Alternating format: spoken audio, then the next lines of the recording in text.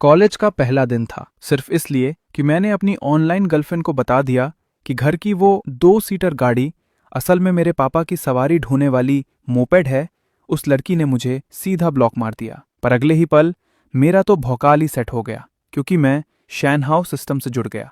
Noob task इतना आसान था कि क्या बेचता हूं। बस पब्लिक बस में किसी को अपनी सीट देनी थी और रिवॉर्ड 7 लाख से ज्यादा कीमत वाली टॉप मॉडल कावासाकी H2। जब मैंने किसी तरह ये टास्क पूरा किया तो पूरी बस के लोग मुझे घूरने लगे जैसे मैं कोई फालतू फेंक रहा हूं। एक आंटी ने तो सबके सामने यहां तक कह दिया कि अगर वो गाड़ी सच में मेरी हुई तो वो अपने झोले में रखे डूरियन के छिलके खा लेगी। मैंने कोई सफाई नहीं दी, बस चुपचाप गाड़ी डिलीवर करने वाले ड्राइवर को फोन मिला दिया। कुछ ही सेकंड बाद बगल में चल रहे ट्रक का शीशा धीरे से नीचे हुआ और एक सफेद दस्ताने पहने हाथ ने सबके सामने मेरी तरफ हाथ हिलाया।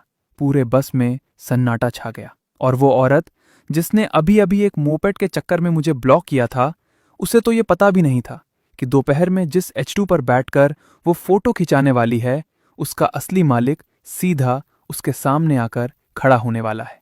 ये पूरा बवाल कुछ मिनट पहले शुरू हुआ था, जब मैं जियांगचन यूनिवर्सिटी जाने वाली बस में बैठा था। आज मेरा कॉलेज में पहला दिन था। मैं अपना बैकपैक टांगे खिड़की के पास वाली सीट पर बैठा था और मेरा मूड एकदम कड़क था। वजह बहुत सिंपल थी। मेरी ऑनलाइन गर्लफ्रेंड वांग किंगसुए, जिससे मेरा पिछले 3 महीने से चक्कर चल रहा था, वो भी इसी यूनिवर्सिटी में थी। हम कभी असल में नहीं मिले थे, लेकिन फोटो और वीडियो कॉल बहुत बार हो चुके थे। आज सुबह ही उसने मुझसे वादा किया था कि वो मुझे कॉलेज के गेट पर पिक करने आएगी। मैंने अपना फोन निकाला, कैमरे के सामने एक किलर पोज मारा जिसमें मैं और बस की खिड़की दोनों दिख रहे थे और उसे भेज दिया। बेबी, कॉलेज का पहला दिन, अपने हैंडसम बॉयफ्रेंड की फोटो देखो और याद से मुझे गेट पर पिक कर लेना। फोटो और वॉइस मैसेज भेजे अभी 3 सेकंड भी नहीं हुए थे कि उसका रिप्लाई आ गया। तुम्हारे घर में तो गाड़ी थी ना, फिर तुम बस से क्यों आ रहे हो? मैंने बिना कुछ सोचे समझे सीधा रिप्लाई कर दिया, अरे वो पुरानी मोपेड, मेरे पापा को उससे सवारियां ढोनी होती हैं। मैं साला उनका धंधा थोड़ी ना छीन लूंगा। उधर से कुछ सेकंड के लिए कोई मैसेज नहीं आया। फिर रिप्लाई आया, तुमने जो 2 सीटर गाड़ी बताई थी वो मोपेड थी? हाँ और क्या। जैसे ही मैंने ये मैसेज भेजा, एक लाल रंग का एरर स्क्रीन पर आ गया। मैं 2 सेकंड तक सुन्न रह गया। मैंने एक और मैसेज भेजा, फिर से वही लाल निशान। मुझे यकीन नहीं हुआ। मैंने तुरंत उसे कॉल लगाया, लेकिन उधर से सिर्फ एक ही रोबोटिक आवाज आई, आपके द्वारा डायल किया गया नंबर अभी व्यस्त है, कृपया बाद में कॉल करें। वी चैट से डिलीट, फोन से ब्लॉक। साला अब कोई गधा भी समझ जाएगा कि क्या हुआ है। मेरी जिंदगी का पहला ऑनलाइन प्यार, और मिलने से कुछ घंटे पहले ही किसी ने मुझे लात मार दी थी। मैं अपनी भेजी हुई फोटो को काफी देर तक घूरता रहा। मुझे समझ ही नहीं आ रहा था। मैं दिखने में बुरा नहीं हूं, मैंने उससे कोई झूठ भी नहीं बोला था। मेरे घर में एक 2 सीटर गाड़ी है, इस लाइन में गलत ही क्या था? मोपेड में भी तो 2 ही सीट होती है ना। क्या वो साला ये सोच रही थी कि मेरे पास कोई स्पोर्ट्स कार है? ये सोचते ही मेरा सारा दुख चिढ़ में बदल गया। अभी मैं अपना फोन वापस जेब में रखने ही वाला था कि मेरे दिमाग में एक तेज आवाज गूंजी, शैनहाउ सिस्टम बाइंड हो रहा है, बाइंडिंग सक्सेसफुल, न्यू टास्क दिया जा रहा है। मैं झटके से सीधा होकर बैठ गया। शैनहाउ सिस्टम? ये चीज तो सिर्फ नॉवल में होती है, ये मेरे साथ कैसे हो गया? इससे पहले कि मैं कुछ समझ पाता, मेरे दिमाग में टास्क की डिटेल आ गई। न्यूब टास्क, बस में किसी को अपनी सीट दें। टास्क रिवॉर्ड, एक top model Kawasaki H2। Fail होने पर सजा कुछ नहीं। मुझे लगा मैंने कुछ गलत सुन लिया है। साला एक सीट देने के लिए टॉप मॉडल कावासाकी H2, वो भी ऐसी वैसी नहीं जिसका नॉर्मल वर्जन ही 4 लाख का आता है और टॉप मॉडल 7 लाख के पार जाता है। वो खतरनाक सुपर बाइक। मेरे पापा वो मोपेड मेरे बचपन से चला रहे हैं। मैंने तो सपने में भी नहीं सोचा था कि मेरे पास कभी अपनी H2 होगी। मैंने तुरंत पूरी बस में नजर दौड़ाई, पर आज इस बस में सारे के सारे मेरी ही तरह कॉलेज जाने वाले लड़के लड़कियां भरे पड़े थे।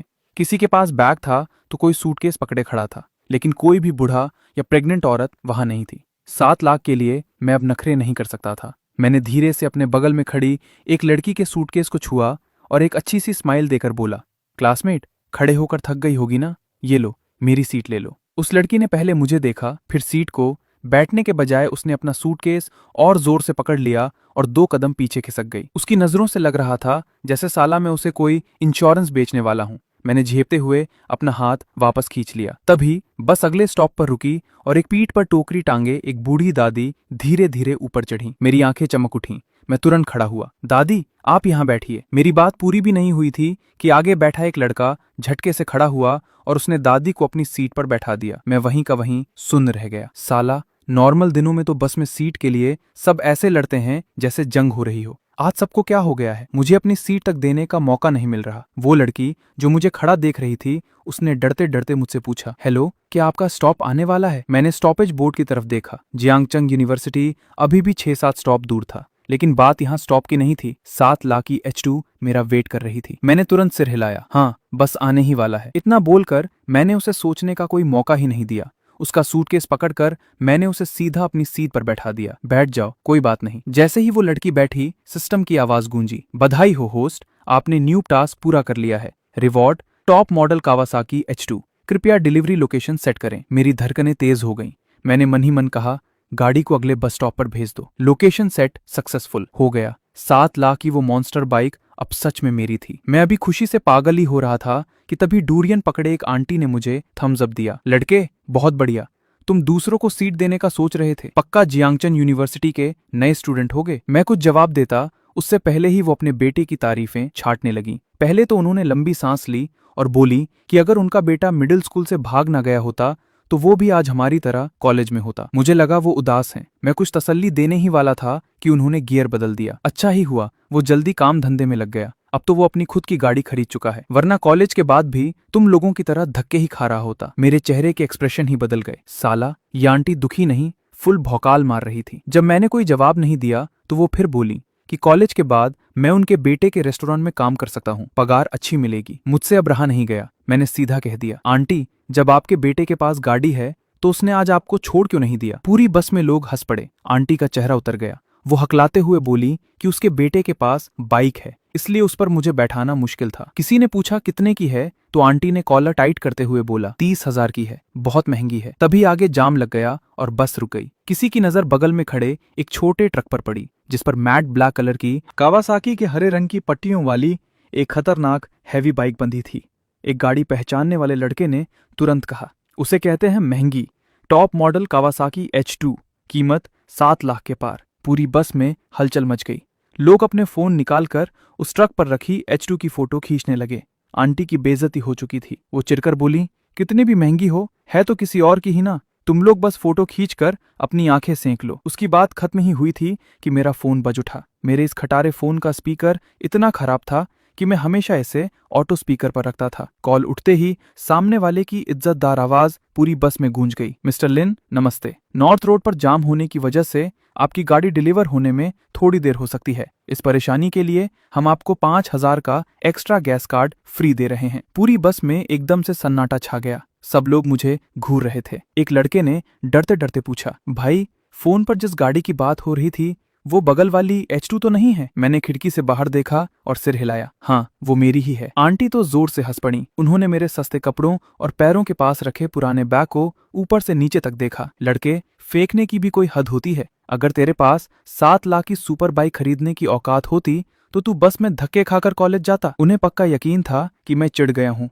और ये सब कोई नाटक है। आसपास के लोग भी डाउट में आ गए, क्योंकि मेरी शक्ल और कपड़ों से मैं कहीं से भी अमीर बाप की औलाद नहीं लग रहा था। मुझे कोई गुस्सा नहीं आया। मैंने बस हंसकर पूछा, आंटी, अगर वो गाड़ी सच में मेरी निकली तो क्या? आंटी ने अपने हाथ में पकड़ा डूरियन वाला प्लास्टिक बैग हिलाया। अगर वो तेरी निकली तो मैं साला ये डूरियन के छिलके खा जाऊंगी। ये सुनते ही पूरी बस के लोगों में जोश आ गया। सब चिल्लाने लगे कि मैं प्रूफ दिखाऊं। मैंने फोन निकाला और उसी नंबर पर वापस कॉल किया। मिस्टर लिन, मुझे बहुत खेद है, अभी भी जाम लगा है। कोई बात नहीं, आप अपने बाईं तरफ देखिए, क्या वहाँ एक बस खड़ी है? सामने वाले ने 1 सेकंड रुककर कहा, हाँ, देख लिया। बस की तरफ देखकर हाथ हिलाइए। कुछ ही सेकंड बाद बगल वाले ट्रक का शीशा धीरे से नीचे हुआ और सफेद दस्ताने पहने एक हाथ ने साफ साफ बस की तरफ हाथ हिलाया। बस में तो जैसे बम फट गया। साला, ये सच में इसकी है। 7 लाख की H2 की डिलीवरी लेने बस से जा रहा है। ये बंदा तो बहुत ही खामोश खिलाड़ी है। मैंने आंटी की तरफ देखा। आंटी, अब बताइए, छिलके कैसे खाएंगी? कुछ डुबोकर खाने के लिए लाऊं? अभी तक जो आंटी फुल एटीट्यूड में थी, उनका चेहरा लाल पीलिया हो गया। उन्होंने आंखें बंद कर लीं और बहरी होने की एक्टिंग करने लगी। जैसे ही बस अगले स्टॉप पर रुकी, वो अपना डूरियन लेकर सबसे पहले भागी। साला, इतनी तेज तो कोई एथलीट भी नहीं भागता। मैं उन्हें सच में छिलके खिलाने का कोई इरादा नहीं रखता था। अगर उन छिलकों से उन्हें कुछ हो जाता तो कॉलेज के पहले दिन मैं यूनिवर्सिटी नहीं सीधा थाने पहुंचता। जब मैं बस से उतरा तो वो छोटा ट्रक भी सड़क किनारे रुक गया। वर्कर्स ने बहुत संभल कर H2 को नीचे उतारा, मुझे चाबी, गाड़ी के कागज, एक गिफ्ट बॉक्स और वो 5,000 वाला फ्यूल कार्ड सौंप दिया। चाबी मेरे हाथ में थी, पर मुझे अभी भी सब सपना लग रहा था। मैं गाड़ी के चारों तरफ घूमा, मैट ब्लैक बॉडी, उस पर चमकती हरे रंग की पट्टियां। गाड़ी का अगला हिस्सा इतना नुकीला था जैसे कोई खूंखार जानवर बस झपटने ही वाला हो। पहले मैं सिर्फ फोन की स्क्रीन पर दूसरों को ऐसी बाइक चलाते हुए देखता था, पर आज जब मैंने इसके ठंडे लोहे को छुआ तो मेरे चेहरे पर अपने आप एक बड़ी सी स्माइल आ गई। डिलीवरी वाले ने फिर से माफी मांगी कि जाम की वजह से देर हो गई। मैंने हाथ हिलाकर कहा, कोई बात नहीं। अरे भाई, कुछ मिनट तो दूर की बात है, अगर आधा घंटा भी लेट हो जाता ना तो भी मैं इस फ्री में मिली टॉप मॉडल H2 से कोई शिकायत नहीं करता। आसपास लोगों की भीड़ बढ़ रही थी। कोई पूछ रहा था कि क्या मैं किसी बहुत अमीर खानदान का लड़का हूं। मैंने किसी को कोई जवाब नहीं दिया। साला, 15 मिनट पहले मैं कॉलेज के खर्चे बचाने की जुगाड़ में था, अब अगर सच बोलूंगा तो कोई यकीन भी नहीं करेगा। सिस्टम ने मुझे कोई हवाई नंबर नहीं दिए थे, बल्कि ये खूंखार मशीनी जानवर सच में मेरे सामने खड़ा था। और सबसे बड़ी बात, मेरे फोन में जितने पैसे थे उससे मैं इसका पेट्रोल भी नहीं भरवा पाता। तो ये 5,000 का फ्यूल कार्ड एकदम सही टाइम पर मिला था। मैंने गिफ्ट बॉक्स खोला, बाइक से मैच करता हुआ हेलमेट पहना और गाड़ी पर बैठ गया। चाबी घुमाई और इंजन की भारी दहाड़ ने सबको हिलाकर रख दिया। रास्ते चलते लोग पलट पलट कर देखने लगे। जैसे ही मीटर चालू हुआ, मेरी सारी वो भड़ास निकल गई जो ब्लॉक होने की वजह से थी। वांग चिंचू को लगा था कि मेरे घर में सिर्फ एक मोपेड है, इसलिए उसने मुझे लात मार दी। लेकिन अब मेरे पास वो H2 है जिसके बारे में वो सोच भी नहीं सकती। मैंने रेस दी और सीधा जियांगचन यूनिवर्सिटी की तरफ निकल पड़ा। ईस्ट गेट पर पहुंचते ही मैं और मेरी बाइक सबकी नजरों में आ गए। जैसे ही लोगों ने बाइक और उसकी कीमत पहचानी, नए स्टूडेंट से लेकर सीनियर्स तक सबने फोन निकाल लिए। सिक्योरिटी गार्ड भी एकदम इज्जत से बात करने लगा। उसने मेरा एडमिशन लेटर मांगा और गाड़ी की एंट्री करने लगा। मैं अभी एंट्री फॉर्म भर ही रहा था कि पीछे एक 50 लाख की मर्सिडीज आकर रुकी। उसका मालिक वांग फैंग खिड़की से सिर निकालकर चिढ़ते हुए चिल्लाया, अबे ओए, आगे वाली खटारा मोटरसाइकिल थोड़ा जल्दी हटाएगा क्या? आसपास के सब लोग उसे ऐसे देख रहे थे जैसे वो कोई गधा हो, पर उस साले को कुछ समझ नहीं आया। वो लगातार हॉर्न बजाकर मुझे हटने के लिए बोलने लगा। मैंने फॉर्म भरा, सिर उठाया और उसे देखा। साला लाइन में भी वेट नहीं कर सकता। अबे दूसरे गेट से चला जाना। वांग फैंग तुरंत गाड़ी से उतरा और गुस्से में मेरी तरफ बढ़ा। तेरी इस खटारा बाइक की औकात ही क्या है? तेरी वजह से मैं पीछे वेट करूं? लेकिन जैसे ही वो मेरे पास आया और उसने बाइक का लोगो और डिजाइन ठीक से देखा, साला उसके पैर वहीं कांप गए। Top model Kawasaki H2। मैं अपने हेलमेट के शीशे के पीछे से उसे घूर रहा था। आ गया स्वाद, पता चल गई इस खटारा बाइक की औकात। अभी जो वांग फैंग हवा में उड़ रहा था, उसके माथे पर पसीना आ गया। उसने एक नकली सी स्माइल दी और बोला कि उसकी आंखें कमजोर हैं, उसने ठीक से नहीं देखा था। इतना कहकर उसने खुद को धीरे से एक थप्पड़ भी मार लिया। मुझे उस गधे के मुंह नहीं लगना था। मैं अपनी बाइक लेकर कॉलेज के अंदर चला गया। आखिर आज ही तो कॉलेज का पहला दिन था। मुझे अपने हॉस्टल और आगे की लाइफ पर फोकस करना था। मैंने बाइक पार्किंग में लगाई, अपना सारा प्रोसेस पूरा किया और फिर अपने हॉस्टल में जाकर अपने 3 रूममेट से मिला। जैसे ही मैंने दरवाजा खोला, 3 जोड़ आंखें मेरी तरफ घूमी। वू ताऊ ने पहली लाइन ही ये मारी कि मैं बहुत हैंडसम हूं और अब हमारे कमरे का भौकाल हम दोनों के दम पर ही चलेगा। लीयन ने भी मजे लिए और सू वेनकाई ने बस शर्मीले तरीके से मुझे देखकर सिर हिलाया। जब हमने एक दूसरे को इंट्रोडक्शन दिया तो वू ताऊ ने कहा कि आधार कार्ड की उम्र के हिसाब से हम तय करेंगे कि कौन बड़ा भाई है। उसने 1 साल ड्रॉप लिया था तो वो फुल बॉस वाले एटीट्यूड में था, पर जब हम चारों ने अपने कार्ड मिलाए, सेट पसे भी 1 साल बड़ा निकला। मेरी डेट ऑफ बर्थ देखकर तो उसका मुंह ही खुला रह गया। मैंने गोल मोल जवाब देते हुए कहा कि मैंने भी ड्रॉप लिया था, जबकि सच ये था कि बचपन में मेरे घर के बुजुर्गों ने मेरा नाम लिखवाते टाइम 2 साल ज्यादा लिखवा दिए थे। वू ताओ जो अभी तक बॉस बन रहा था, सीधा 2 नंबर पर आ गया। हम तीनों उसे चिढ़ा चिढ़ाकर 2 नंबर बुलाने लगे और उसका मुंह देखने लायक हो गया था। इस मस्ती में मेरी भी सारी थकान उतर गई। कम से कम मेरे रूममेट्स तो नॉर्मल लोग थे। दोपहर में मुझे एक मैसेज आया कि मेरा पार्सल आ गया है, तो मैं अकेला ही हॉस्टल से निकल गया। पार्सल लेने जाने का रास्ता उसी पार्किंग से होकर जाता था। मैं अभी पास पहुंचा ही था कि मैंने देखा मेरी H2 के पास कुछ लोगों की भीड़ लगी है। एक लड़की जिसने सफेद रंग की ड्रेस पहनी थी, वो मेरी बाइक के ऊपर बैठी थी। उसके हाथ में कोल्ड ड्रिंक थी और वो कैमरे के सामने पोज मार रही थी। उसके पास एक और लड़की खड़ी थी जो कैमरा पकड़े उसे पोज बदलने के लिए कह रही थी। मेरा माथा ठनका। मैं अभी आगे बढ़कर उसे नीचे उतारने ही वाला था कि तभी सिस्टम की आवाज मेरे दिमाग में गूंजी। चेतावनी, जियांगचन यूनिवर्सिटी की कैंपस ब्यूटी में से एक वांग चिंगशुए अभी होस्ट की सुपर बाइक पर बैठकर फोटो खिंचा रही है। वांग चिंगशु? मेरे कदम वहीं के वहीं रुक गए। आज सुबह जिस लड़की ने एक मोपेड की बात सुनकर मुझे ब्लॉक कर दिया था, वो मेरी ऑनलाइन गर्लफ्रेंड ही इस यूनिवर्सिटी की ब्यूटी थी। और सबसे बड़ा गेम तो ये था कि वो अभी मेरी ही H2 के ऊपर बैठी थी। मैंने अपनी चाबी निकाली और धीरे धीरे उसकी तरफ बढ़ा। मेरे कदमों की आवाज सुनकर उस लड़की ने सिर उठाया। जैसे ही हमारी नजरें मिली, उसके मुंह से कोल्ड ड्रिंक बाहर आते आते बची। उसने मुझे पहचान लिया था और मैंने भी फाइनली अपनी उस 3 महीने पुरानी ऑनलाइन गर्लफ्रेंड को देख लिया था, जिसने मिलने से ठीक पहले मुझे अपनी औकात दिखा दी थी। मैं हाथ में चाबी लिए ठीक उसके सामने खड़ा था, पर वो अभी तक ये नहीं जानती थी कि जिस 7 लाख की टॉप मॉडल H2 पर बैठकर वो भौकाल मार रही है, उसका असली मालिक मैं हूं। सुबह सिर्फ इसलिए कि मेरे घर में एक मोपैड थी, उसने मेरा वीचैट और फोन नंबर दोनों ब्लॉक कर दिए। और दोपहर में वो मेरी 7 लाख से ज्यादा की टॉप मॉडल कावासाकी H2 पर बैठकर फोटो खिंचा रही थी। और सबसे बड़ी बात तो ये थी कि सिस्टम ने अभी अभी मुझे एक नया टास्क दिया था। वांग चिंगशु को एक किस करो और फिर उसे मेरी बाइक से नीचे उतार दो। रिवॉर्ड, एक लग्जरी फ्लैट। मैं हाथ में चाबी पकड़े वहीं खड़ा था और मेरे अंदर फुल एनर्जी आ गई थी। एक हाई फाई सोसाइटी का लग्जरी फ्लैट, और वो भी सिर्फ इतने से टास्क के लिए। मुझे लगा था कि सुबह ब्लॉक होने के बाद हम दोनों का अब कोई आमना सामना नहीं होगा, पर किसने सोचा था कि कॉलेज के पहले ही दिन पार्किंग में ऐसे टक्कर हो जाएगी। और मुझे तो अब जाकर पता चला था कि वो वांग चिंगशु, जिससे मेरा 3 महीने से ऑनलाइन चक्कर चल रहा था, वो साला जियांगचन यूनिवर्सिटी की टॉप 8 कैंपस ब्यूटी में से एक थी। मैंने तुरंत यूनिवर्सिटी की वेबसाइट खोली और सबसे ज्यादा ट्रेंड करने वाला पोस्ट सच में कैंपस ब्यूटी की रैंकिंग का था। वांग चिंगशु 7वें नंबर पर थी।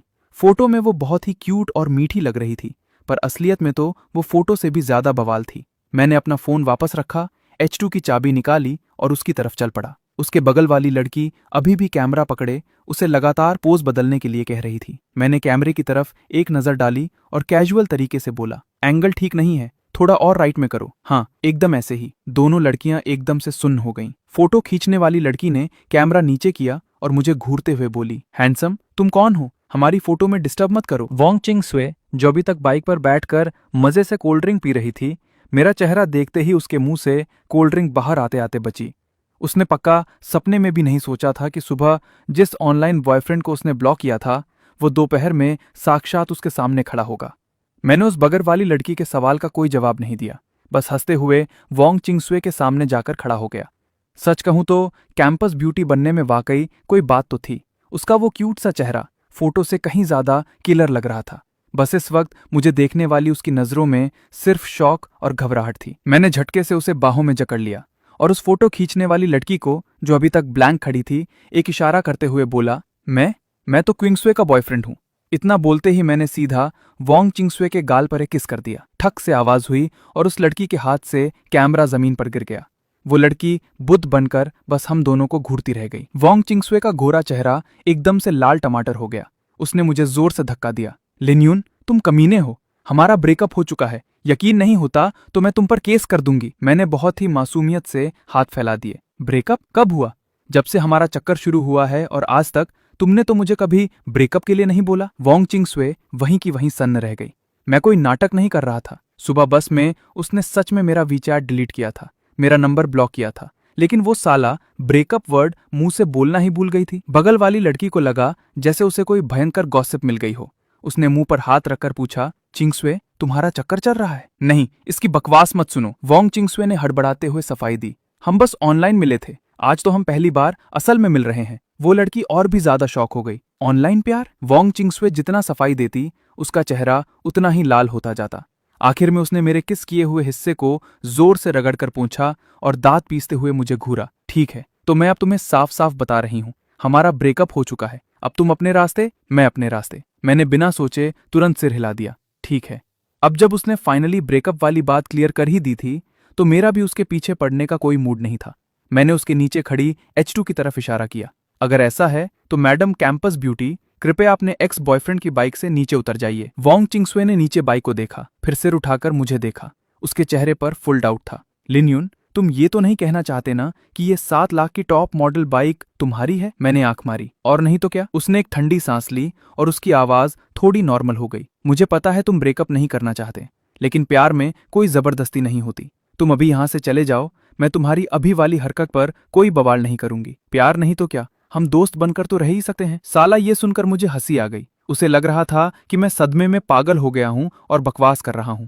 आखिर मैंने जो कपड़े पहने थे वो कुछ ही रुपयों वाले एकदम सस्ते कपड़े थे। सुबह मैं बस में धक्के खाकर कॉलेज आया था, तो मैं कहीं से भी टॉप मॉडल H2 खरीदने वाले औकात का नहीं लग रहा था। मेरा और सफाई देने का मन नहीं किया। मैंने सीधा बाइक की चाबी निकालकर दिखा दी। क्या अब तुम नीचे उतरोगी? वांग तिंगशू ने चाबी देखी और मुझे आंखें दिखाते हुए बोली, तुमने अपने घर की उस मोपेड की चाबी तो नहीं निकाल ली है? मैं एकदम सुन्न हो गया। साला ये औरत बिना सबूत के मानने वाली नहीं थी। मैं बाइक के पास गया, चाबी लगाई और उसे धीरे से घुमा दिया। अगले ही पल डार्क ब्लू रंग का मीटर जगमगा उठा और वह पूरी H2 एक सोए हुए मशीनी मॉन्स्टर की तरह अचानक अपनी आंखें खोलकर जाग उठी। वांग चिंगशू डर के मारे उछल पड़ी और झटके से सिर उठाकर मुझे देखने लगी। उसकी आंखों का वो डाउट पल भर में भयंकर शौक में बदल गया। ये गाड़ी सच में तुम्हारी है? एकदम 100% ओरिजिनल। तो फिर तुमने सुबह क्यों बोला था कि तुम्हारे घर में मोपेड है? मेरे घर में सच में एक मोपेड है। मेरे पापा आज भी उससे सवारियां ढोते हैं। मैंने जो भी बोला था एकदम सच बोला था, बस तुमने ही शुरू से सब गलत समझ लिया। मैंने चाबी वापस निकाली और एक किलर स्माइल देते हुए उसे घूरा। मिस वांग, तो क्या अब आप मेरी बाइक से नीचे उतर सकती हैं? इस बार वांग तिंगशू ने कोई बहस नहीं की। वो किसी सदमे में रहने वाले की तरह H2 से नीचे उतर गई। जैसे ही उसके दोनों पैर जमीन पर पड़े, मेरे दिमाग में सिस्टम की आवाज गूंज उठी। बधाई हो होस्ट, आपने टास्क पूरा कर लिया है। Reward, hi fi great wall community में एक लग्जरी फ्लैट। सारे कागज ड्राइंग रूम में रख दिए गए हैं। चाबियां ग्राउंड फ्लोर के सेफ में हैं। पासवर्ड होस्ट का बर्थडे है। साला लग्जरी फ्लैट मिल गया था। मेरे अंदर खुशी का वो बवंडर उठा कि मैं कुरियर लेने वाली बात भी भूल गया। मैं अपनी H2 पर बैठा, रेस घुमाई और सीधा ग्रेट वॉल कम्युनिटी की तरफ निकल पड़ा। जाने से पहले मैंने पलट कर देखा। वांग चिंगशू और उसकी दोस्त अभी भी वहीं पत्थर की तरह खड़ी थीं। साफ दिख रहा था कि अभी जो भौकाल मचा था वो उससे बाहर ही नहीं आ पाई थीं। मैं उन्हें कुछ समझाने के लिए नहीं रुका। सुबह साला उसने एक मोपेड के चक्कर में मुझे डिलीट मारा था और दोपहर में मेरी H2 पर बैठकर मुझे ही भिखारी समझ रही थी। अब जब सच सबके सामने आ ही गया था तो वो क्या सोचती है, इससे मुझे कोई घंटा फर्क नहीं पड़ता। ग्रेट वॉल कम्युनिटी जियांगचन यूनिवर्सिटी के पास ही थी।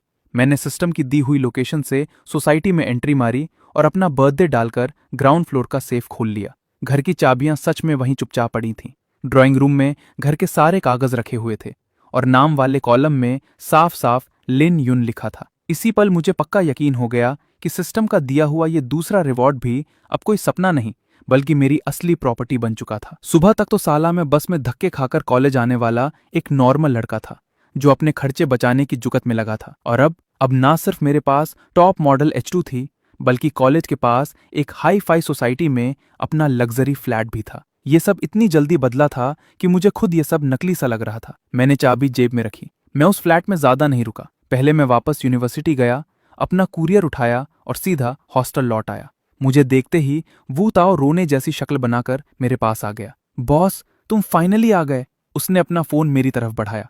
प्रोफेसर ने अभी ग्रुप में मैसेज डाला है, सब लड़कों को जाकर पूरी क्लास की मिलिट्री ट्रेनिंग वाली यूनिफॉर्म लानी पड़ेगी। वू ताओ ने आज रात हॉस्टल वालों की पार्टी का प्लान बनाया था जो अब कैंसिल हो गया था। मैंने अपना पार्सल टेबल के नीचे रखा और कैजुअल अंदाज में बोला, दारू पार्टी तो कभी भी हो जाएगी, ज्यादा से ज्यादा मिलिट्री ट्रेनिंग खत्म होने के बाद कर लेंगे। ली यन ने वू ताओ के कंधे पर हाथ रखा और उसे तसल्ली दी। भाई, इंग्लिश डिपार्टमेंट में 90% तो लड़कियां हैं। रोज क्लास में घुसते ही लड़कियां दिखेंगी। साला पूरी क्लास में लड़कों के पसीने की बदबू सूंघने से तो लाख गुना अच्छा है। ये सुनते ही वू ताओ में जान आ गई।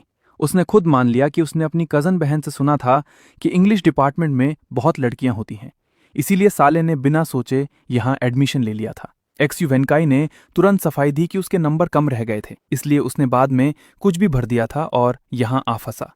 तीनों ने अपनी कहानी सुना दी, फिर एक साथ मुझे घूरने लगे। बॉस, तुमने इंग्लिश डिपार्टमेंट क्यों चुना? मैंने अपना गला साफ किया और एकदम शरीफों वाला पोज मारते हुए बोला, अरे सिर्फ अपने पैशन की वजह से। मिडिल स्कूल से ही मुझे इंग्लिश से बहुत प्यार है। वो तीनों मुझे शक की नजर से देख रहे थे।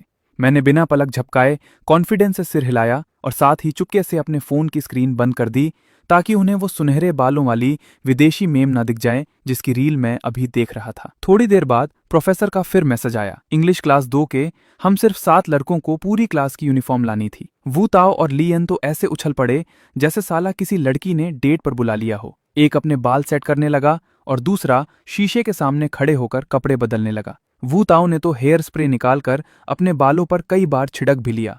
मैं ये सब देखकर अपना सिर पीटने लगा। अबे बस यूनिफॉर्म के कुछ डिब्बे ही तो उठाने जा रहे हैं, कोई देखेगा तो साला सोचेगा कि तुम लोग लड़की देखने जा रहे हो। वू ताओ ने शीशे में देखकर आंख मारी। बॉस, तुम ये सब नहीं समझोगे। फर्स्ट इंप्रेशन बहुत तगड़ा होना चाहिए। अपनी क्लास में इतनी सारी लड़कियां हैं, आज पहली बार मिलेंगे तो साला एकदम किलर लुक तो होना ही चाहिए। लियन ने भी ज्ञानियों की तरह सिर हिलाया। सु वेनकाई अपने नॉर्मल कपड़ों को देखने लगा। वो भी साला कंफ्यूज था कि वो भी कपड़े बदले या नहीं। मैंने उन पागलों को इग्नोर मारा और अपनी टेबल पर बैठकर अपना लाया हुआ पार्सल खोलने लगा। तभी मेरा फोन धीरे से वाइब्रेट हुआ। वी चैट पर किसी की फ्रेंड रिक्वेस्ट आई थी। नाम था शुए चिंगचिंग। मैसेज में बस इतना लिखा था, वापस ऐड कर लो ना, मुझे तुमसे कुछ पूछना है। मैं उस जानी पहचानी डीपी को घूरता रहा। मेरे अंदर 1% का भी डाउट नहीं था।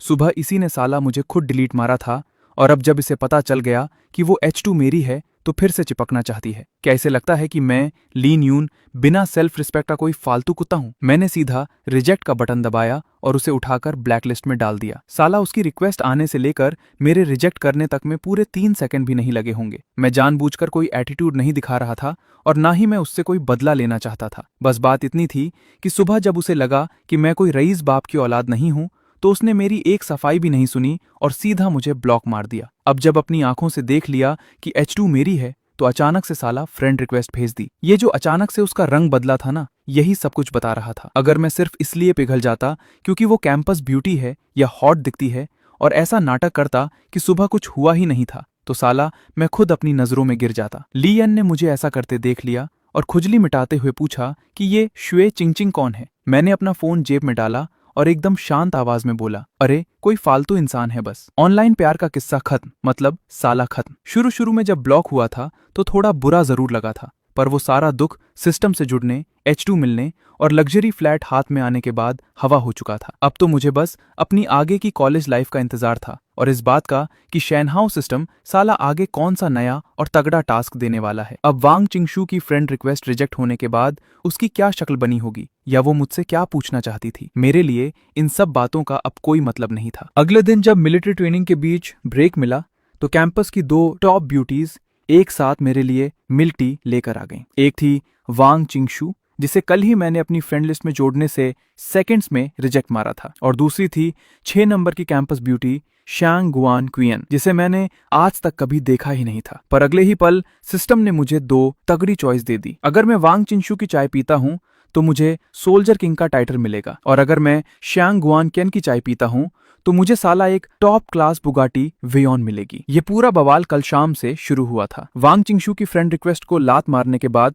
मैं अपने 3 रूममेट्स के साथ पूरी क्लास की मिलिट्री ट्रेनिंग वाली यूनिफॉर्म लेने गया था। इंग्लिश क्लास 2 में हम साले कुल 7 लड़के थे और काउंसलर ने सभी लड़कों को कपड़े उठाने के लिए बुलाया था। पर जब हम वहां पहुंचे तो साला बाकी 3 लड़कों का कोई नामो निशानी नहीं था। दरवाजे पर 6 बड़े कार्टन रखे थे तो हम चारों ने एक एक उठा लिया और बचे हुए 2 बक्से उन लेट लतीफ कमीनों के लिए छोड़ दिए। जब हम पसीने से तरबतर होकर क्लासरूम में पहुंचे तो देखा कि वो तीनों कमीने पहले से ही वहां लड़कियों के झुंड में बैठकर मजे से बतिया रहे थे। उनमें से एक साला, जिसका नाम वांग यी था, बड़ी सी स्माइल के साथ लड़कियों से उनका वीचैट मांग रहा था। वू ताई का तो ये देखकर खून ही खौल गया। काउंसलर ने साला सारे लड़कों को यूनिफॉर्म लाने को कहा था ना, तुम तीनों कमीने यहाँ क्या कर रहे हो? वांग यी ने बिना सिर उठाए ही फुल एटीट्यूड में बोला, कुछ ही बक्से तो थे, तुम चारों ले तो आए, क्या दिक्कत है? मैंने अपना बक्सा नीचे रखा और सीधा उसके सामने जाकर खड़ा हो गया। नीचे अभी भी 2 बक्से पड़े हैं, तुम लोग खुद तय कर लो कि साला उन्हें कौन लेने जाएगा। अपना भौकाल खराब होते देख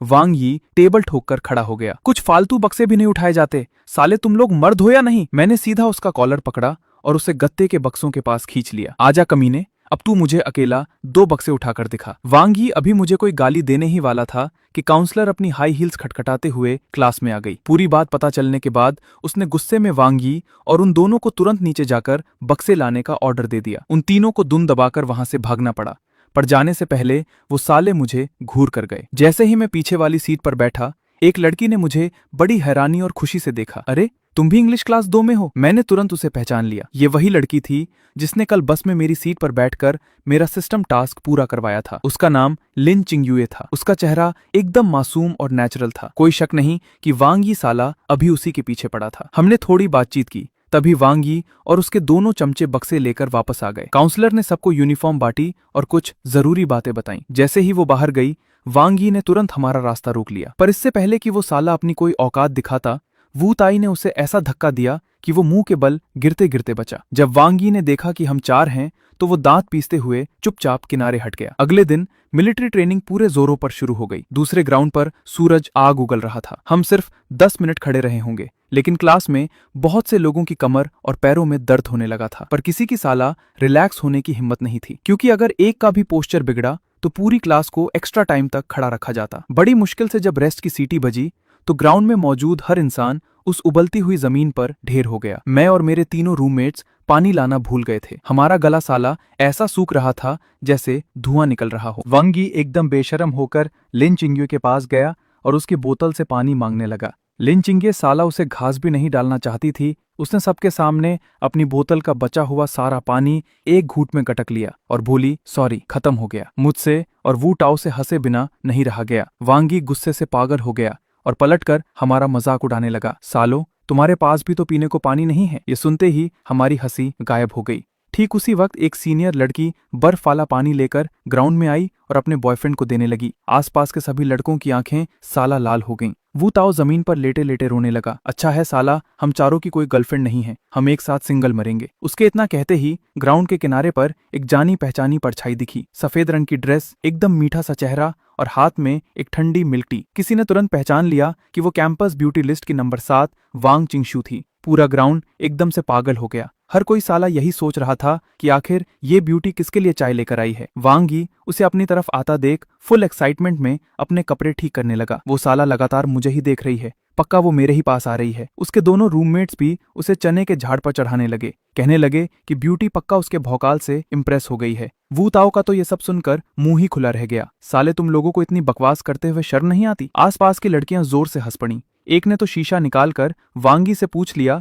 कि क्या उसे अपनी शक्ल देखनी है। वांग यी का चेहरा साला लाल हो गया, लेकिन उसे अभी भी पूरा यकीन था कि वांग चिंगशू उसी के लिए आई है। पर इससे पहले कि वांग चिंगशू हमारी टुकड़ी तक पहुंच पाती, ग्राउंड के एंट्री गेट पर एक और बवाल लड़की आ गई। उसने कोट पहना हुआ था, आंखों पर डार्क ग्लासेस थे और उसका पूरा लुक एकदम किलर और खौफनाक था। उसके हाथ में भी एक मिल्क टी थी। भीड़ में फिर से धमाका हो गया। ये थी 6 नंबर की कैंपस ब्यूटी श्यांग गुआनक्यान। वांग चिंगशू और श्यांग गुआनक्यान एक के पीछे एक ग्राउंड में आ रही थी। वांग यी से साला रहा नहीं गया और वो आगे बढ़ गया। वांग चिंगशू सीनियर, बहुत बहुत थैंक्स। उसकी बात साला पूरी भी नहीं हुई थी कि वांग चिंगशू उसे पूरी तरह इग्नोर करते हुए आगे बढ़ गई और सीधे मेरे सामने आकर रुक गई। उसने वो चाय मेरी तरफ बढ़ाई और उसकी आवाज कल से कहीं ज्यादा नरम थी। लिन यून, पहले मेरी गलती थी, मुझे माफ कर दो। ये सुनते ही पूरे 17वें स्क्वाड में सन्नाटा छा गया। वांग यी बगल में खड़ा था और उसके चेहरे की सारी हंसी उड़ चुकी थी। मैं अपने सामने रखी चाय को देख ही रहा था और उसे मना करने ही वाला था कि अचानक दिमाग में सिस्टम की आवाज गूंजी। टास्क,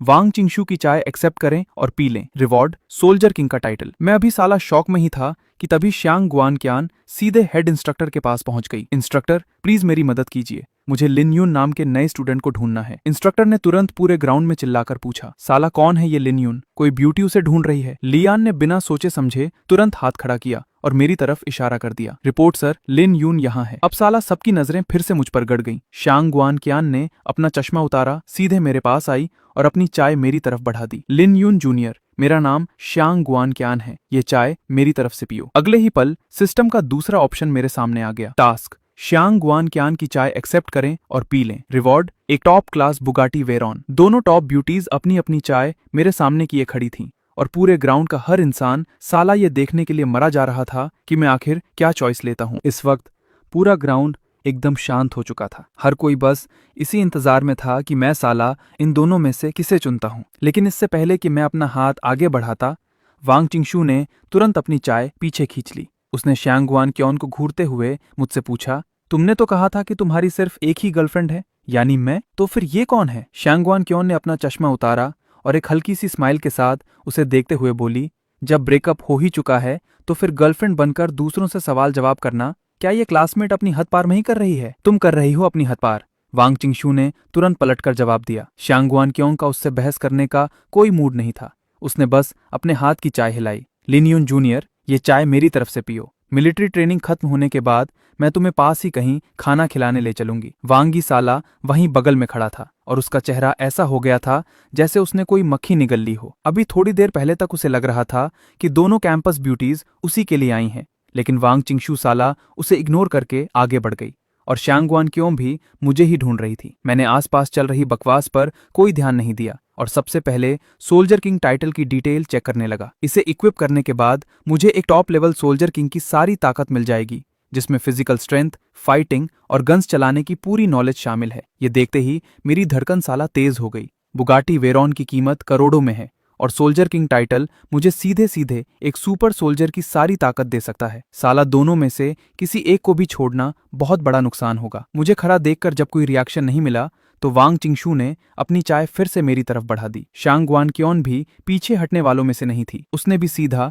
अपनी चाय मेरे चेहरे के सामने कर दी। मैंने दोनों टास्क को घूर रहा था, तभी मुझे अचानक समझ में आया कि सिस्टम की डिमांड बहुत सिंपल है, बस चाय लेनी है और पीनी है और रिवॉर्ड मिल जाएगा। सिस्टम ने साला कहीं भी ये नहीं कहा था कि ये दोनों टास्क एक दूसरे के खिलाफ हैं, और ना ही ऐसा कोई रूल था कि मैं सिर्फ एक ही टास्क पूरा कर सकता हूँ। जब बात ऐसी है तो साला चॉइस तो बच्चे करते हैं, असली मर्द तो सब कुछ लेता है। मैंने सीधे अपने दोनों हाथ आगे बढ़ा दिए। मुझे दोनों चाहिए। वांग चिंगशू और शांगवान क्योन दोनों एक साथ सन्न रह गईं। मैंने दोनों के हाथों से चाय ली और दोनों में से एक एक घूंट पी लिया। पूरे ग्राउंड में साला सन्नाटा छा गया। दूसरे लड़के अगर इन दो टॉप ब्यूटीज के सामने होते तो साला ये सोचने में ही पागल हो जाते कि किसे चुने, और मैंने सबके सामने दोनों की चाय एक साथ लपक ली थी। अगले ही पल सिस्टम की आवाज लगातार गूंजने लगी। बधाई हो होस्ट, आपने वांग चिंगशू की चाय एक्सेप्ट कर ली है।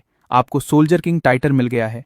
आप इसे कभी भी इक्विप कर सकते हैं। बधाई हो होस्ट, आपने शांगवान क्योन की चाय एक्सेप्ट कर ली है। आपको एक बुगाटी वेयॉन मिल गई है। कृपया डिलीवरी लोकेशन सेट करें। मेरे हाथों में दोनों चाय थीं और अब मुझे पक्का यकीन हो गया था कि मेरा अंदाजा एकदम सही था। जब तक टास्क की शर्तें एक दूसरे से टकराती नहीं हैं, मैं साला दोनों टास्क एक साथ पूरे करके दोनों रिवॉर्ड ले सकता हूँ। शंगवान चियान ने मुझे अपनी चाय पीते देखा तो उसके चेहरे पर एक गजब की स्माइल आ गई। गुड बॉय, मैं तुम्हारी ट्रेनिंग खत्म होने का वेट करूंगी। इतना बोलकर उसने अपना चश्मा वापस पहना और मुड़कर ग्राउंड से चली गई। वांग चिंगशू ने अपनी माफी तो पूरी कर ली थी, लेकिन जब उसने देखा कि मैंने शांगवान क्यान की चाय भी ले ली है तो वो चिढ़कर फुफकारती हुई दूसरी तरफ से निकल गई। उन दोनों के जाते ही वू ताओ सीधा मेरे पैरों पर गिर पड़ा। बॉस, लड़कियां पटाने का तुम्हारा क्या सीक्रेट है? मुझे भी सिखाओ यार। ली यान को भी होश आया और उसने साला मेरी दूसरी टांग पकड़ ली। मैं तो पैदा होने के बाद से ही सिंगल हूं बॉस, तुम्हें मुझे अपना चेला बनाना ही पड़ेगा। मैंने परेशान होकर उन पागलों को देखा।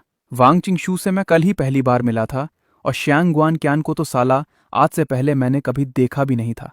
मुझे क्या पता वो दोनों मेरे पास क्यों आई थीं। उन दोनों को साला रत्ती भर यकीन नहीं हुआ। वो मेरे पैर पकड़कर रोने का नाटक करते रहे।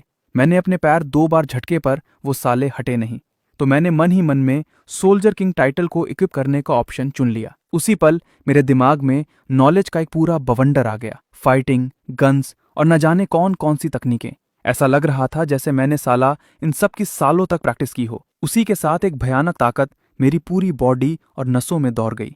मिलिट्री ट्रेनिंग की वजह से जो थकान थी वो 1 सेकंड में गायब हो गई। मेरा शरीर ऐसा चार्ज हो गया जैसे मैं अभी अभी एक तगड़ी नींद लेकर उठा हूं।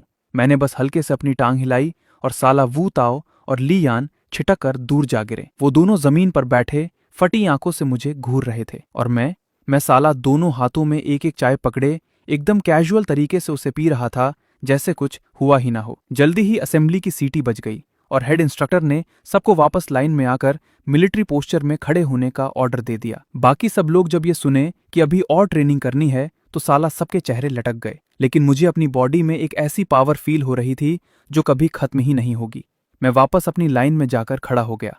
मेरी दोनों टांगें एकदम सीधी, कमर तनी हुई और मैंने बहुत ही नेचुरली एक परफेक्ट मिलिट्री पोस्चर बना लिया। इंस्ट्रक्टर जब मेरे बगल से गुजरा तो वो साला खुद को रुकने से रोक नहीं पाया। लड़के, बहुत बढ़िया, एकदम परफेक्ट पोस्चर है। कुछ मिनट बाद जब उसने देखा कि मेरा पोस्चर रत्ती भर भी नहीं बिगड़ा है तो उसने जानबूझकर पीछे से मेरी हथेली को धक्का दिया, पर साला मेरा हाथ अपनी जगह से हिला तक नहीं। इंस्ट्रक्टर की आंखें चमक उठीं और उसने मुझे सीधा पूरी टुकड़ी के एकदम आगे बुला लिया। सब लोग ध्यान से देखो, इसे कहते हैं परफेक्ट मिलिट्री पोस्चर। सब इसके जैसा करना सीखो। आगे खड़ी सारी लड़कियों की नजरें मुझ पर ही गड़ी थीं। वांग यी लाइन में सबसे पीछे खड़ा था और उसका चेहरा साला और भी काला पड़ता जा रहा था। उसने इंग्लिश डिपार्टमेंट इसी उम्मीद में चुना था कि ज्यादा लड़कियों वाली क्लास में वो अपना भौकाल बनाएगा। पर कॉलेज शुरू हुए साला अभी 2 ही दिन हुए थे और कैंपस ब्यूटी से लेकर इंस्ट्रक्टर और पूरी क्लास की लड़कियों का सारा अटेंशन मुझ पर आ चुका था। आखिरकार ट्रेनिंग खत्म होने की बेल बजी। बाकी सब लोग तो ऐसे जमीन पर गिर पड़े जैसे साला उन्हें जेल से रिहाई मिल गई हो, पर मेरे अंदर अभी भी फुल एनर्जी भरी पड़ी थी। जैसे ही मैं ग्राउंड से बाहर निकला, मैंने देखा कि शैंग वान केन सड़क किनारे टिक कर मेरा वेट कर रही थी। उसके दोनों हाथ उसके कोट की जेब में थे और उसके चेहरे पर फुल कॉन्फिडेंस वाली स्माइल थी। लिन यून जूनियर, मैंने कहा था ना कि मैं तुम्हें खाना खिलाऊंगी, इतनी जल्दी तो नहीं भूल गए। मैं उसके पीछे पीछे कॉलेज के बाहर जाने लगा, लेकिन आखिर मुझसे रहा नहीं गया और मैंने पूछ ही लिया, हम दोनों तो साला पहले कभी नहीं मिले, फिर तुम स्पेशली मुझे चाय देने क्यों आई थी? शैंग वान कियान के कदम रुक गए। उसने पलटकर मेरी तरफ देखा। रीजन जानना है? तो साला पहले मुझे अपनी वो कावासाकी H2 ले जाकर दिखाओ। अब बात करते हैं शैंग वान केन की। वो स्पेशली मुझे ढूंढते हुए इसलिए आई थी क्योंकि साला उसे मेरी कावासाकी H2 चलानी थी। उसने मुझे बताया कि वो हैवी बाइक्स की बहुत बड़ी दीवानी है। कल कॉलेज के फोरम पर जब उसने पढ़ा कि कोई नया लड़का टॉप मॉडल H2 लेकर आया है, तो वो सीधा गेट पर गई और सिक्योरिटी गार्ड का दिमाग खाकर मेरी डिटेल निकाल ली। यानी वो साला जो चाय लेकर आई थी वो कोई पहली नजर का प्यार व्यार नहीं था, बल्कि ये सिर्फ कार वाले के करीब आने और टेस्ट ड्राइव का एक मौका जुगाड़ने की निंजा टेक्निक थी। ये सुनकर मैं थोड़ा सुन्न हो गया, पर फिर साला दिमाग दौड़ाया। अगर वो चाय लेकर ना आती तो मुझे एक साथ सोल्जर किंग का टाइटल और बुगाटी वेयॉन कैसे मिलती? इस हिसाब से देखा जाए तो अगर वो सिर्फ बाइक चलाना चाहती थी तो साला मेरा कोई नुकसान नहीं था। हम दोनों कॉलेज के पास वाले एक रेस्टोरेंट में गए। बैठते ही शैंग वान केन ने फिर से वही रापचिक स्माइल दी। तो क्या बोलते हो जूनियर, अपनी बाइक बहन को एक चक्कर मारने दोगे? मैंने तुरंत हाँ नहीं बोला। H2 साला कोई नॉर्मल मोटरसाइकिल नहीं है, इसका पावर फाड़ के रख देता है। अगर वो सिर्फ बातें बनाने वाली निकली और गाड़ी ठोक दी तो मालिक होने के नाते साला फंसूंगा तो मैं ही। कुछ सेकंड सोचने के बाद मैंने अपनी शर्त रख दी। ठीक है, पर एक शर्त है, जब तुम चलाओगी तो मैं तुम्हारे पीछे बैठूंगा। शैंग वान केन तुरंत मान गई और उसने प्लेट से एक चिकन लेग उठाकर मेरी प्लेट में रख दिया। ये लो जूनियर, थोड़ा और मीट खाओ। मैं अभी चिकन खाने ही वाला था कि साला पीछे से किसी गधे के चिल्लाने की आवाज आई। शैंग वान केन, मैं साला बाहर धूप में तेरे लिए घर ढूंढने में मरा जा रहा हूं और तू यहां बैठकर किसी और लड़के को खाना परोस रही है। मेरे हाथ से चिकन लेग सीधा वापस प्लेट में गिर गया। एक भारी भरकम मोटा लड़का गुस्से में लाल होकर मेरी तरफ आ रहा था। पास आते ही उसने मेरे बाल पकड़ने के लिए हाथ बढ़ाया, पर जैसे ही उसका हाथ मेरे सिर से कुछ सेंटीमीटर दूर था, मुझे ऐसा लगा जैसे साला टाइम स्लो हो गया हो। सोल्जर किंग टाइटल से मिला रिफ्लेक्स और फाइटिंग एक्सपीरियंस मेरे अंदर फट पड़ा।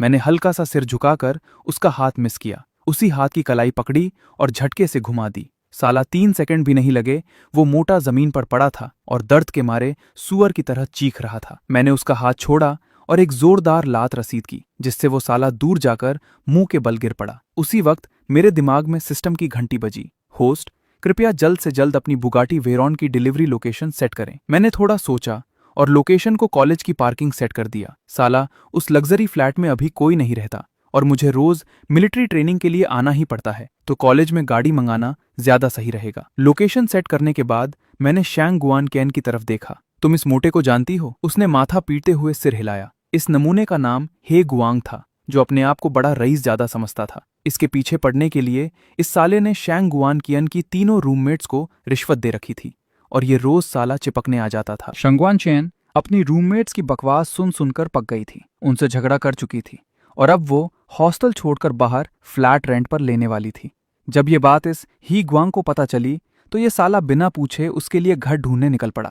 उस मोटे को जमीन पर पड़ा देकर मुझे सारी गेम समझ आ गई। साला ये तो एक नंबर का कुत्ता निकला, वो भी ऐसा जिसे लगता है कि वो लड़की के लिए बहुत बड़ा त्याग कर रहा है। ही गुआंग किसी तरह तलपते हुए खड़ा हुआ। उसे समझ आ गया था कि वो साला मुझे तो नहीं पीट सकता, तो उसने अपना सारा गुस्सा शैंग वान कैन पर निकाला। ये साला कौन है? पर शैंग वान कैन ने उसे घास तक नहीं डाली। ही गुआंग की साला ईगो हर्ट हो गई। उसने फुल चौड़ में आकर कहा कि उसने कॉलेज के पास ही एक 2 BHK फ्लैट ढूंढ लिया है और 3 महीने का एडवांस भी दे दिया है। पर अगर शैंग वान कुयन को कदर नहीं है तो वो अभी मकान मालिक को फोन करके डील कैंसिल कर देगा। फोन पर बात करने के बाद वो साला हमें घूरने लगा, जैसे सोच रहा हो कि अब शैंग गुआन कैन रोते हुए उसके पैर पकड़ेगी। मुझसे हंसे बिना नहीं रह गया। सीनियर, क्या यही है वो सो कॉल्ड रईसजादा? साला घर भी रेंट पर लिया तो सिर्फ 2 BHK, इसकी औकात बस इतनी ही है। शैंग गुआन क्वियन भी गेम समझ गई। वो टेबल के किनारे टिक गई और मजे लेते हुए बोली, क्या करें, शायद इसके मम्मी पापा इसे पॉकेट मनी कम देते होंगे। ये सुनकर ही गुआंग का चेहरा साला बैंगन जैसा हो गया। वो जोर से चिल्लाया कि कॉलेज के पास घर मिलना कितना मुश्किल है, और वो 2 BHK भी उसने जुगाड़ लगाकर रेंट पर लिया था। मैंने हाथ बांधे और शैंग गुआन कैन की तरफ देखकर बोला, सीनियर, तुम्हें फ्लैट रेंट पर चाहिए ना? ग्रेट वॉल कम्युनिटी में मेरे पास एक लग्जरी फ्लैट पड़ा है, मैं तुम्हें रेंट पर दे सकता हूँ। ये सुनते ही गुआंग जोर से हंस पड़ा। Great wall community? साला वो कॉलेज के पास की सबसे महंगी सोसाइटी है। वहां एक फ्लैट भी 6-7 करोड़ का आता है। वहां कोई रेंट पर घर देता ही नहीं है। उसकी नजरों में मैं वो साला गरीब था जिसने सड़क छाप कपड़े पहने थे। H2 तो फिर भी मैं किसी से मांग कर ला सकता था, पर ग्रेट वॉल कम्युनिटी में घर होने की बात करना, उसके हिसाब से मैं हवा में तीर नहीं, सीधा मिसाइल दाग रहा था। लेकिन शैंग गुआन कैन की आंखें चमक उठीं। अरे वाह, चलो अभी चलकर फ्लैट देखते हैं। मैंने सिर हिलाया और हम दोनों उसे वहीं छोड़कर बाहर निकल गए। ही गुआंग हमें घूर रहा था। उसे यकीन नहीं हो रहा था कि शैंग गुआन कैन मेरी बात मान गई है, तो वो साला छुपकर हमारे पीछे पीछे आ गया। हम ग्रेट वॉल कम्युनिटी के मेन गेट पर पहुंचे। वहां फेस स्कैन वाला सिस्टम लगा था। पीछे खड़ा ही गुआंग ताना मारते हुए बोला, बड़ा मालिक बन रहा है साला, अगर ये दरवाजा तेरे लिए खुल गया ना तो मैं यहीं खड़े होकर। उसकी बात साला पूरी भी नहीं हुई थी कि मशीन से आवाज आई, वेरिफिकेशन सक्सेसफुल। वो भारी लोहे का दरवाजा धीरे धीरे खुल गया। मैं और शैंग गुआन चियान चुपचाप अंदर चले गए। ही गुआंग साला वहीं पत्थर बन गया। उसके चेहरे की हंसी गायब हो गई, पर उस गधे ने खुद को तसल्ली देने के लिए एक नया बहाना ढूंढ लिया कि मैं पक्का किसी असली मालिक का रिश्तेदार होऊंगा जिसने मेरा फेस स्कैन करा दिया होगा। वो भागकर सिक्योरिटी वाले के पास गया और झूठ बोला कि वो भी हमारे साथ है, और किसी तरह अंदर घुसकर A ब्लॉक तक हमारे पीछे आ गया। लिफ्ट सीधा 8वें फ्लोर पर रुकी। दरवाजा खुला तो सामने सिर्फ एक ही फ्लैट था। ये देखते ही गुआंग में फिर से साला कीड़ा जागा। पकड़ी गई ना चोरी, ऐसे फ्लैट तो साला मेरा बाप भी नहीं खरीद सकता। अब तू पक्का यही बोलेगा कि चाबी भूल गया है ना? मैंने साला कोई जवाब नहीं दिया, बस अपनी जेब से चाबी निकाली। चाबियों के खनकने की आवाज सुनते ही गुआंग की हंसी एक बार फिर से उसके मुंह में ही सूख गई। मैंने साला उसके सामने दरवाजा खोला और शैंग गुआंग क्यान को अंदर जाने दिया। ही गुआंग भी अंदर घुसने की कोशिश कर रहा था, पर मैंने हाथ बढ़ाया और साला दरवाजा उसके मुंह पर इतनी जोर से बंद किया कि बाहर सिर्फ गूंज बची। अंदर आते ही शैंग गुआन कीन छत पर लगी स्टारी स्काईलाइट्स को देखकर पागल हो गई। वो पूरे हॉल में घूमी। उसकी आंखों में जो चमक थी वो छुप नहीं पा रही थी, पर अचानक उसका चेहरा लटक गया और वो सिर हिलाते हुए बोली, छोड़ो जूनियर, इतना महंगा फ्लैट में साला रेंट पर नहीं ले सकती। मैं सोफे पर बैठा और कैजुअल तरीके से हाथ हिलाते हुए बोला, अरे फ्लैट वैसे भी खाली ही पड़ा है, तुम जो मर्जी दे देना, बस नाम के लिए। थोड़ी बहुत बहस के बाद हमने तय किया कि रेंट सिर्फ 5,000 महीने का होगा। मैंने चाबी उछालकर शैंग गुआन कीन की तरफ फेंकी। वो चाबी सीने से लगाए उन तारों वाली लाइट्स के नीचे खड़ी थी और अभी तक शॉक में थी। और बाहर खड़े उस मोटे हे गुआंग को तो साला अभी तक ये पता भी नहीं था कि उसका वो मेहनत से जुगाड़ा हुआ 2 BHK मेरे एक लग्जरी फ्लैट के सामने साला कचरा बन चुका था।